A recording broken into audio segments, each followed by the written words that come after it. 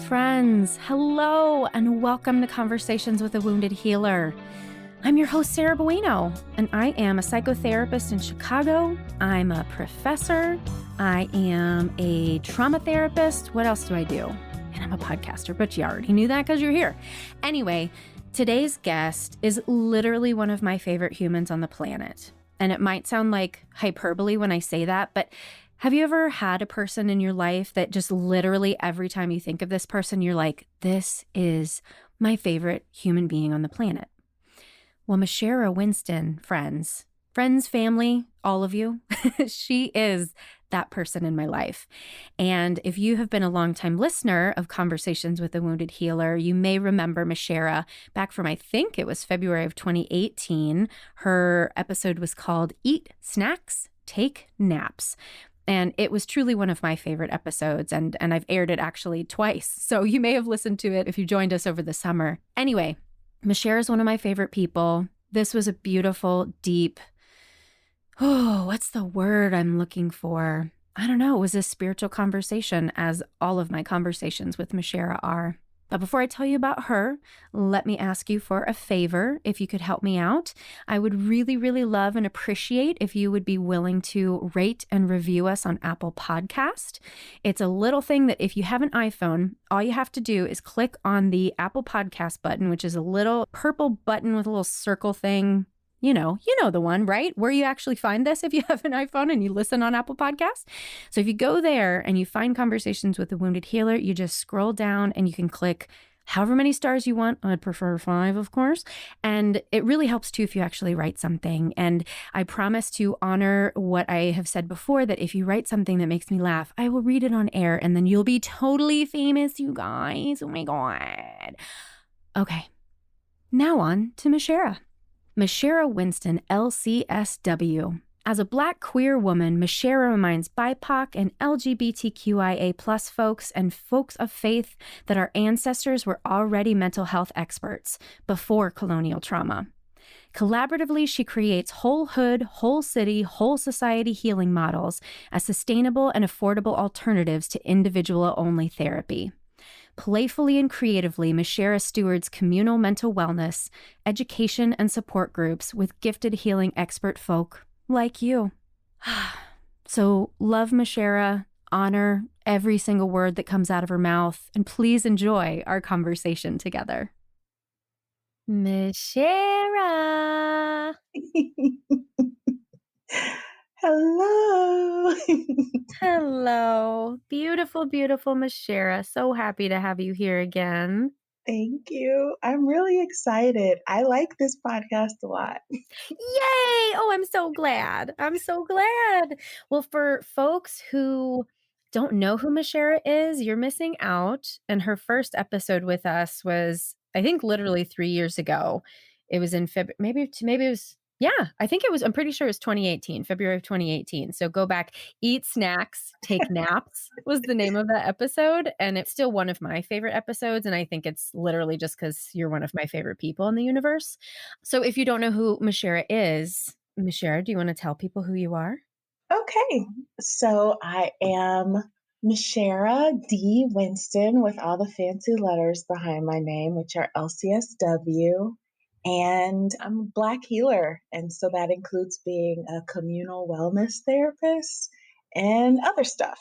But that's the nutshell version. Mm-hmm. And we met because you were my intern when I myself was a baby therapist, and you were an embryo therapist, right? I was but a fetus. But a fetus, right?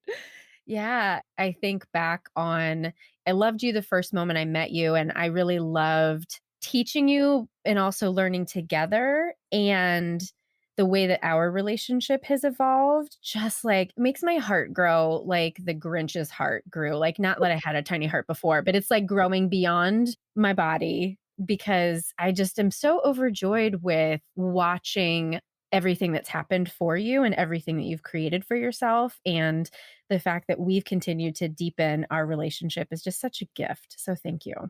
Thank you. It means a lot, but we talk about it and I cry and I know, just right? not going to do that on today. So I'm like, You're not going to get the best of me today, Sarah. Okay. All right. Fine. Because people are listening. Whatever. Well, would you like to share with folks how your work has evolved? Because I probably should have listened to the episode before we had this conversation. But initially, when you moved back to Indianapolis, you're like, I'm going to be an adventure therapist, and that's what I'm going to do. And the way that that has transformed is so interesting. So please tell us. All right. So I think I've stayed in alignment with that adventure. And I've also gone back to the roots of why adventure mattered to me. Like, what was it about that playfulness? And so, one of the ways that I have changed is that the questions that were in me privately are now questions that I state publicly. And so I'm the same person with the same lens. I often say, like, my training came from being a Black woman who came from Black women who were healers. And then I also went and got this degree and this license. And I'm grateful for the opportunities that I've had within the training that I received as a therapist. However, I've gone back into remembering who I was before the mental health industry. Who was I as a Black healer and a Black queer woman before that? What did I know about how healing worked?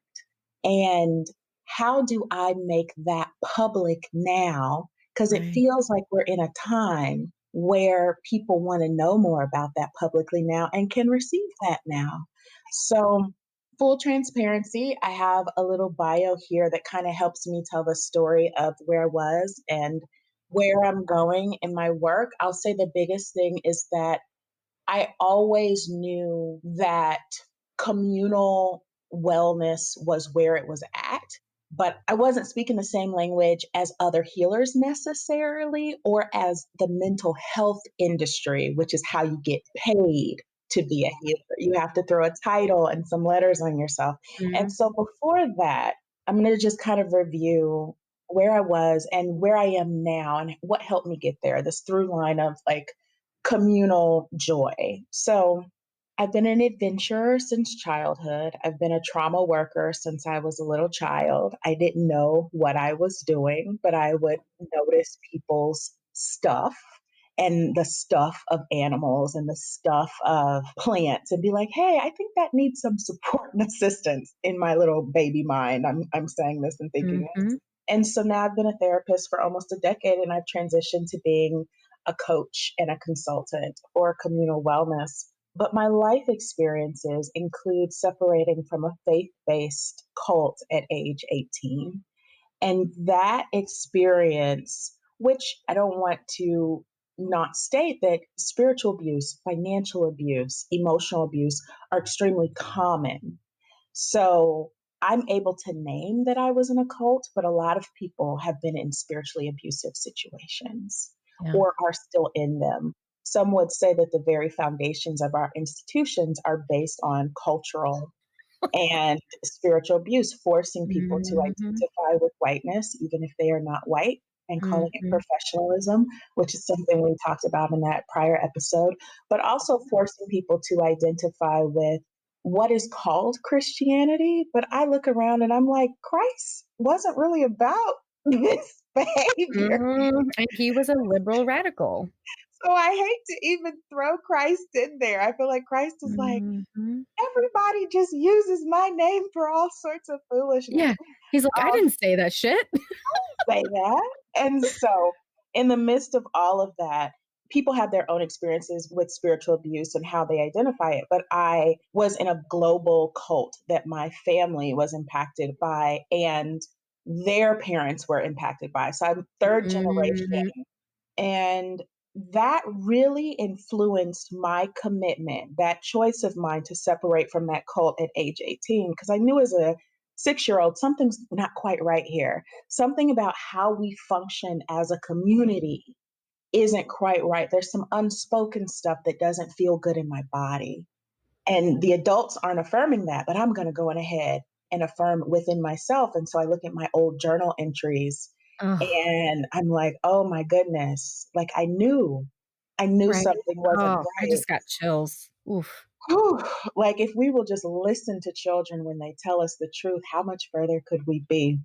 And so separating from that cult really influenced my commitment to whole community healing through self awareness and self accountability and self compassion. And so as a healer, I now publicly state, because like in the prior episode, I read that piece about all those private thoughts that were in me about this social work school, this grad program, the experiences I'm having as a fetus and embryo therapist are not in alignment with how healing actually works within my body and within my Black community.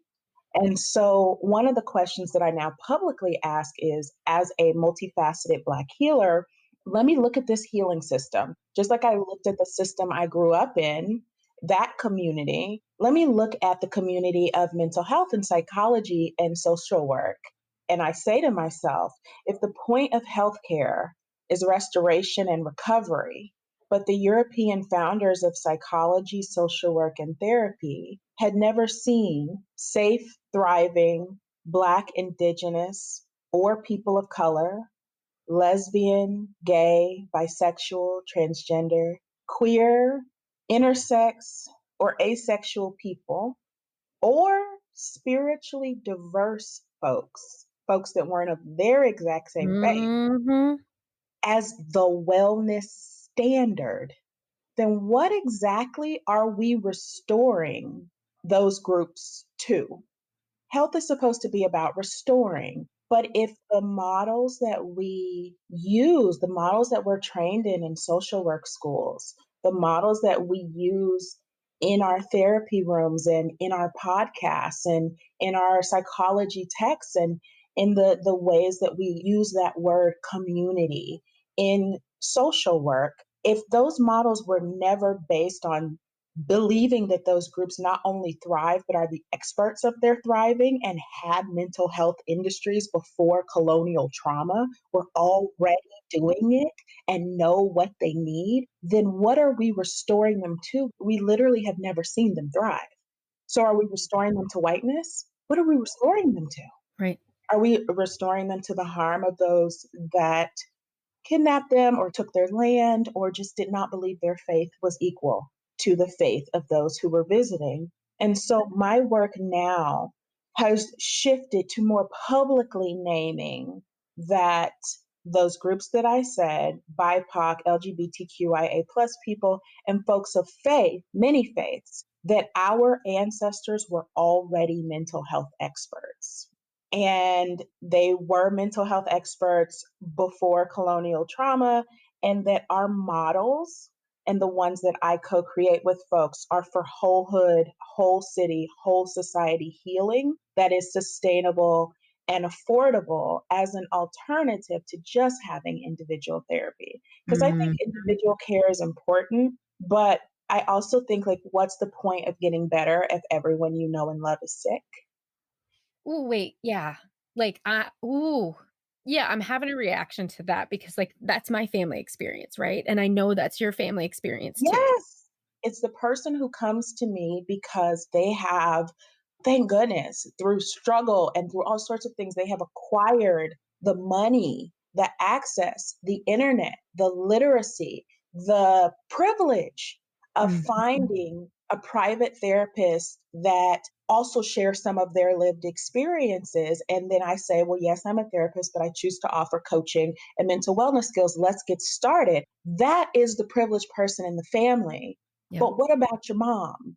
Yep. What about your cousins? What about your niece and nephew? They have not achieved those things or do not feel comfortable coming to me. Maybe they don't fit into that whole everybody needs a therapist idea. Maybe that's not their lived experience. And maybe we honor the fact that it has never been safe in the mental health community to be anything other than white and cisgender and straight and privileged. Right. And so it has not even been safe for white men. Like, it's just not been safe as a so-called patient, as a client. It just has not been safe. And so I wonder with these models, especially when we're in a place like I am currently, the middle of the country, I'm Black in the middle, as I like to say. I'm Black in the Yeah. middle of the Yeah. country. I'm not on one of the progressive coasts. Right. And so, what happens when I go to individual therapy, but no one else in my family is getting that nourishment or that care? No one else can afford it. Nobody else is engaging with it. No one's in a journal or a workbook or a self help book or a support group. What happens when I start growing and changing and it makes me real lonely and it isolates me in wellness? Oh, quit reading my diary. Woo! And my God. loved ones say, I've changed. And I'm like, yeah, I'm a butterfly. I'm butterflying. It's okay. We can all butterfly. And they say, you don't seem familiar and I don't know what you're talking about. That's painful. The most healed member of the family is in pain sometimes because they lose their family, they lose community. And I know what that's like because I left that cult and I lost my whole community.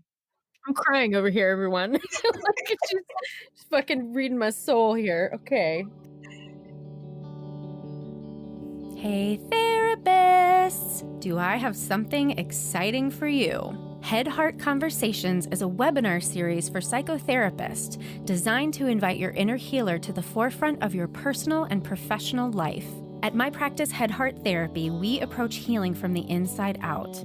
We believe that in order to offer the best care to our clients, we therapists must do our inner healing work as well.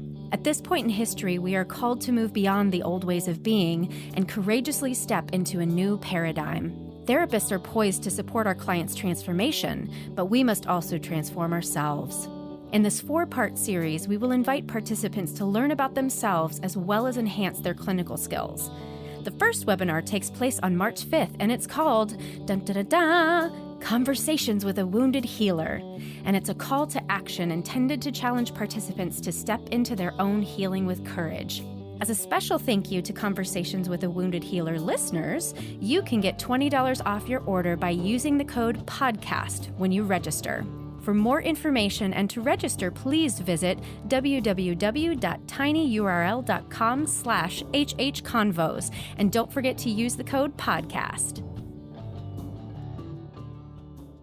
If we don't find and follow through with models of communal mental wellness, it's not just that we leave people behind, which is already terrible. It's that the person who is all over Instagram with their meditation post and their crystals and their head wrap, and that's me. I'm describing myself right now. So I'm not just reading other people. I love a head wrap, honey. But while that's happening, that person gets lonelier. That person loses their friends, loses their networks, because we're not teaching people how to form whole, well communities. We're teaching individuals how to leave toxic patterns. And so, again, my work now focuses, as it did before, but in a more outspoken way, in a more publicly verbalized way, that mental wellness is communal. And that's how it was ancestrally. And that's what is sustainable and it's affordable. It's sustainable because if everyone starts understanding, as I Mm-hmm. personally believe, that everyone comes from ancestors who were mental health experts. It's not just who can get to a private therapy session. It's all of our ancestors had this knowledge in their bodies. And so when they gathered around that like campfire and you celebrated that so and so's pregnant and so is about to have their coming of age ceremony and so lost their father, then everyone together has gathered. And we might have gathered because, we want to do some dances around the fire, we want to play and we want to celebrate. And we do that even now in the hood, and people of color do it. We gather. And when we get together, we are playful. But Mm-hmm. there's also those moments where you go stand out on the porch and someone might say, oh, I'm going to go smoke. Or they might say, I'm going to go in the kitchen and check on the food. And what do you do in those spaces? You check on each other and you say, how are you really doing? What's been going on with you? We gather and we play, and that playing tells our brains and our bodies that we're safe, because you can't play when you don't feel safe. It won't work. It Mm-mm. won't work. And so my work has always helped people, as I learned as a child, to play, and that the playing, even if I had to do it by myself because that was the safest thing for me in this environment, but that playing, it's like it opens up your body and your brain to be able to consider receiving new information. It creates a loving and safe experience, even when you have PTSD from chronic oppression or chronic family stress or chronic whatever. It's like it opens you up. The playing means you're safe. And when you're safe to feel. And that matters, because people that can't feel can't heal. And too often we've told people who are oppressed, you need to cut off your emotions. You just need to work your body until the literal dirt Mm-hmm. to pick Mm-hmm. cotton and sugarcane. And we've told women, don't worry about all those feelings. You're just being dramatic. You need to raise 1 million kids, whether you even wanted to be a mother of 1 million or not. That's how you can be a good woman. That's how you can be a good insert group, whatever the group is. And so I think to myself, what is the point of mental health care that doesn't actually sit well with folks like your cousins or your mom or your dad? It has to be communal. We have to gain this knowledge communally and recognize that it is not about going to the village healer, the village medicine woman, the village witch doctor, the village priest. All those things are beautiful. That's their profession, and they have studied and trained. I would hope, my goodness gracious, I would hope they have trained at the feet of their elders. My Mm-hmm. God. I won't even get into my tangent about people saying, I'm a healer. What did you study? Mm-hmm. A 2-week course. What? Gasp. What? But there's that person in community. But then there's also, what if everybody around that fire knew that everyone here is a gifted healer? Everyone here is talented. Everyone here is a healer and, in my opinion, a harmer, depending on how we choose to practice self awareness, hurting because of what we're going through, ongoing chronic trauma sometimes, or the crops failed, we're in a drought. And then also, if we talk about being a healer, a harmer, hurting, but also a helper. So, how do we help each other? There's a difference between thinking, like in my community, I am one of 3 Black queer women therapists who are licensed in the whole dang city, to my knowledge, in the whole city. So, like, what happens when folks realize it's not about those 3 women? It's about everybody in this community. Every person on this block is a healer if they choose to be, Mm-hmm. is a harmer if they choose to not be self aware, Right. is hurting because of what we go through individually and communally, chronically and recently, Mm-hmm. and also is a helper. If we will put our egos to the side and do our own individual daily work before we show up to help others, then we've got abundant gifts. Everybody is abundant in some way. And so, what I say is that our current model of individual only therapy is actually not sustainable. And it's not sustainable because what are we going to do when we run out of Black, Indigenous, and person of color therapists, when we run out of insurance payments, when we Mm-hmm. run out of psychology students willing to learn European American healing mindsets? Mm-hmm. What are we going to do? Because as we keep saying this word, healing, healing, healing, therapy, thriving, abundance, as we keep saying those words, the entire African diaspora, the entire person of color global population is like, hey, you know what I deserve? Self care. You know what I deserve? Mm-hmm.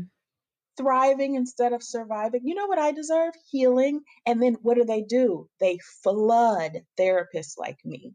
And I'm one of 3 in the whole city of these particular identities who is also licensed. And so I realized that we deserve healing models that support where we've been as a society and also where we're trying to grow together. They've got to be sustainable. It's not sustainable to have everyone running to one therapist or to keep pushing marginalized students through these institutions that harm them when they get there and exploit them when they get there, and then them going into agencies to give free therapy and having all of their types of people that identify with them and their identities immediately funneled to them so that they can hold all of this collective trauma while getting paid nothing for years.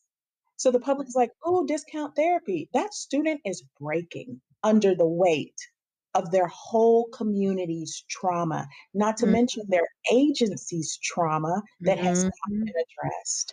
And so my work now is to co-create with people, to let folks know you are a healer. Your institution is full of healers. Your board is full of healers. Your neighborhood is full of healers. So, how do we co create full bodied healing communities for individuals, for institutions, on a personal level, through us all doing our own daily work? Why are we having diversity and inclusion training when the CEO won't go and do their own personal daily work? That's right. We've got all this staff turnover, but every single person on the block ought to have access to daily mental wellness practices, and those practices not be gate kept, or they have to attend a $1,000 an hour workshop to get them. And so my work and where I've gone came from recognizing that our mental health expert ancestors knew that there was power in gathering and there was power in playing. And I feel like communities, especially communities of color, queer and trans communities, spiritually diverse communities, they recognize that now. They gather and they play. And what do? We criminalize it. We say it's too loud, it's too rowdy. Why are there 700 Black people all trying to get into the building? They're trying to get in there so they can have some fun, for one. And people deserve recreation, which is why I became an adventure therapist. They deserve that play. But once they do that, their body says, oh my God, even in the midst of colonial foolishness, maybe even just for a few seconds, I'm safe. And when that body feels safe, it can start feeling and connecting with other people. So now you've got 700 healers in the space that are realizing, oh, I'm a healer. Let's say they're all trying to get into the skating rink. Well, I'm a skater too, but I'm also a healer.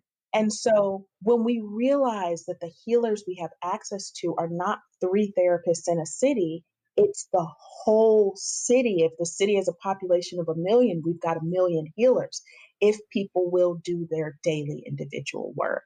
Mhm. And so there is still a place for individual therapy and individual care and individual sessions and appointments.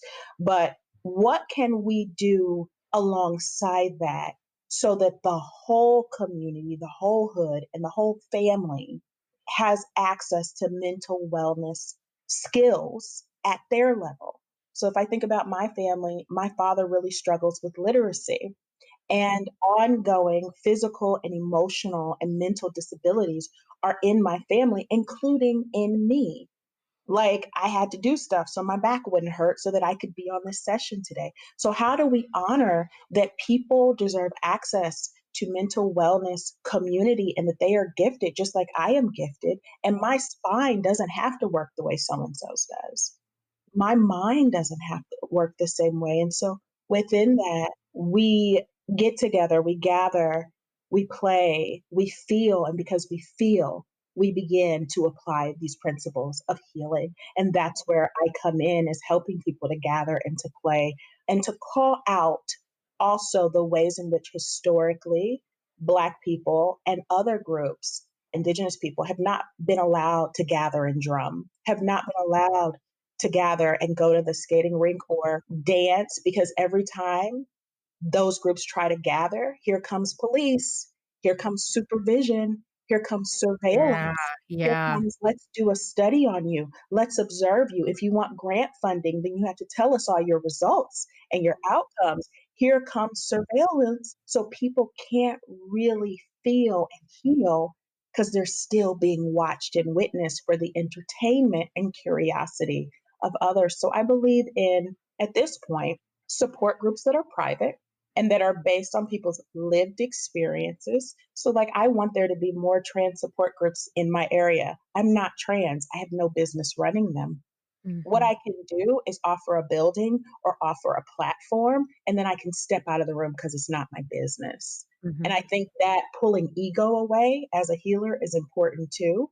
And so, what do we do so that people have access to playfully and creatively co create mental wellness? And I do that through education and support groups now on Patreon, which people can subscribe to. But I do that through writing, I do that through videos, I do that to make the healing accessible. And I also, within institutions and individuals, I'm like, yeah, and we can do private stuff too.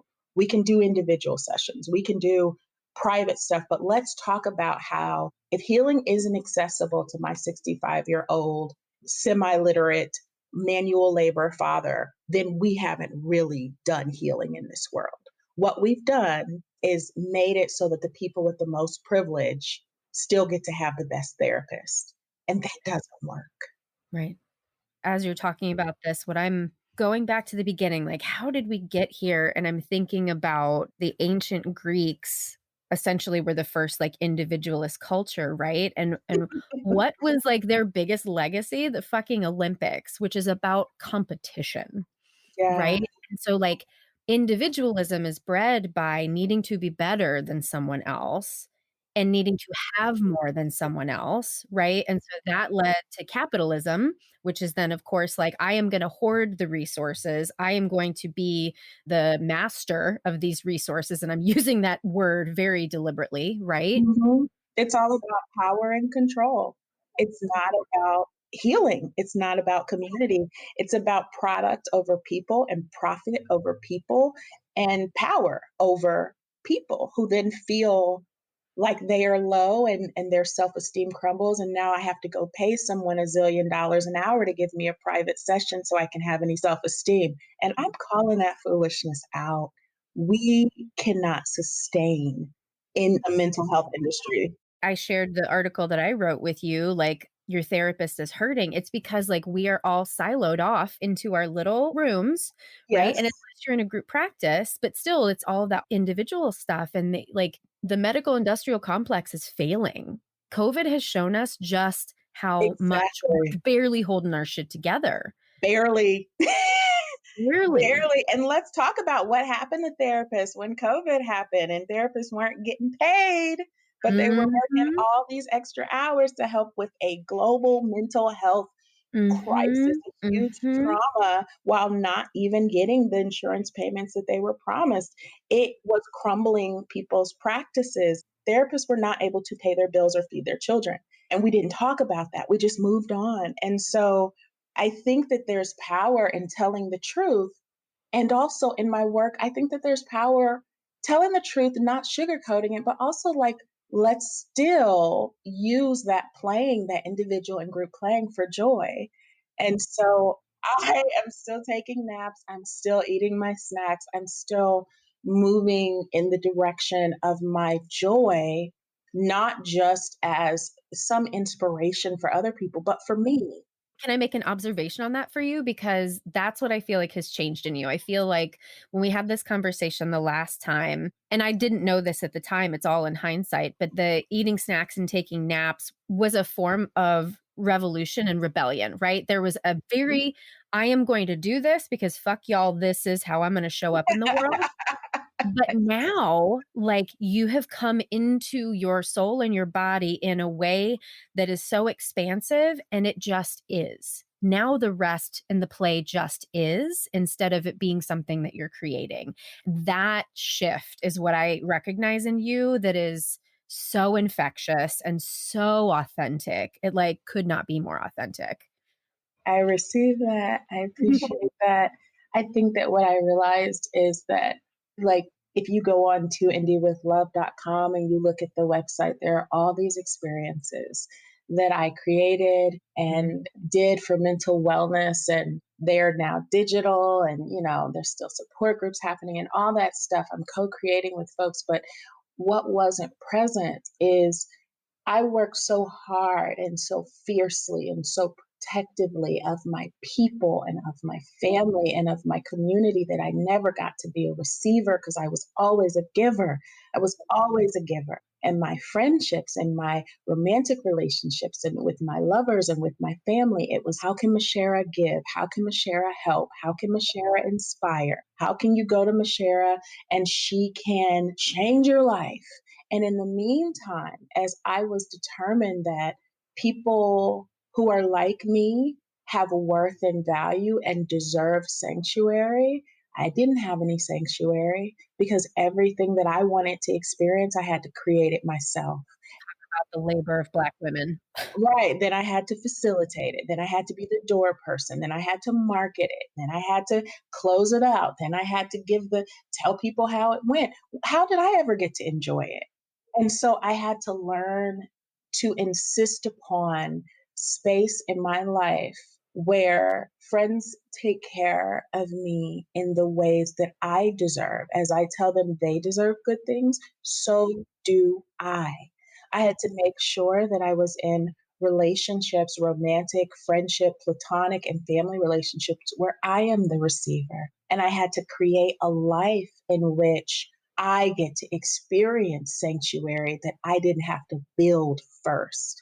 Because I think marginalized people keep saying we don't have things and that everything is centered around whiteness and straightness and being able bodied. And what do people do? They suggest we work harder by saying, why don't you make it?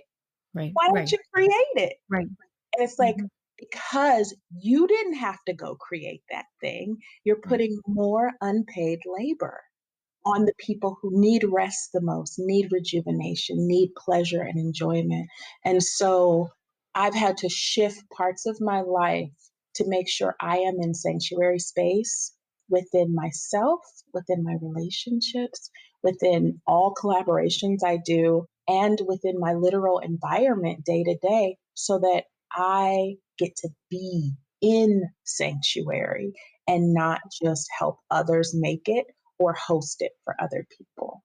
Right. And the opportunities that unfold based on you really in a very deep, nuanced, and subtle way, because it's really subtle, actually, because we talk about boundaries, right? And there's a difference between I'm going to set this boundary so that you don't do the thing to me that I don't want done. Yeah, I And don't believe in those types of boundaries. right. But the boundary that you're talking about is let me just tune in to me first, see what it is that I need, and then I'll let you know what I'm available for. Exactly, because boundaries are not supposed to be about other people. And when we use phrases that make them about other people, we're not viewing them as a kept promise to self. I deserve to look at my life and see, what do I want? What do I need? What do I desire? What brings me pleasure? Now, let me make a promise to myself about my pleasure. And that's what a boundary is. And Right. so I'm coming more into alignment with my pleasure, and that changes how I move as a healer in the world. And I think that's good for me. I also think that's good for community. It sets a precedent and gives a model and example. But it really is about, why do we have so many dry healers? I want to be a juicy healer. I don't want to be exhausted. Mm. I don't want to be drained and strained and because for the greater good, because I care so much about community. Like, community matters. I'm a member of community too, though. I'm a person too. I'm community too. Where is the community that I reside in and thrive in? Not just that I give to and strain myself for. And so no one who I can blame put me in these situations. I had to realize that that was the mindset that I was embodying as a healer, that a healer has to give, give, give, give, give. And now I'm like, no, no, no. If you come to a 2ND with love experience, whether it's individual coaching, it's an institutional training, because folks ask, will you train us to do this or that? I'm like, we're going to co-create. In communal mental wellness, that's what our ancestors were doing. They were co-creating. They were playing together. They were gathering together. They were feeling together. They were healing together. So I don't have to pretend I have all my life together. And then you get to be the person who is broken. And then I act like I'm some expert over you. No, we're going to co-create this together. I do have training and expertise, and I am tapped into my ancestral lineage and the healers that came before me within my bloodline. And so are you. Yeah. So are you. And so I'm going to help you give yourself permission to thrive while I give myself permission to do the same. And that's what's changed. And who would have thought it's more affordable for people to access healing that way? Like, to be a part of my mental wellness space, it's $17 a month. You want individual coaching with me? Oh, it's more than $17, and it's worth it. But I needed to find ways to make the healing juicy for everybody, not just the most privileged. And that meant me too. I deserve the juiciness too. You sure So do. here we are. Well, you know how much I love you so much. And I always look forward to any time that we get to talk. And I really, really hope that listeners can drop into the energy of what you're saying and just how important it is. Yes, yes, yes. We did it. Yeah. Thank you for being you. Thank you. I love Mishara so much, you guys. Do you love her now too, if you didn't already love her as much as I do? I hope so. If you'd like to find out more information about her, you can visit our website at www.headhearttherapy.com/podcast. Thanks as always to Andrea Klunder and the Creative Imposter Studios for editing, to Liam O'Donnell for the album art, and to Ben Mueller for our theme music. Until next time, take care of yourselves. Bye-bye.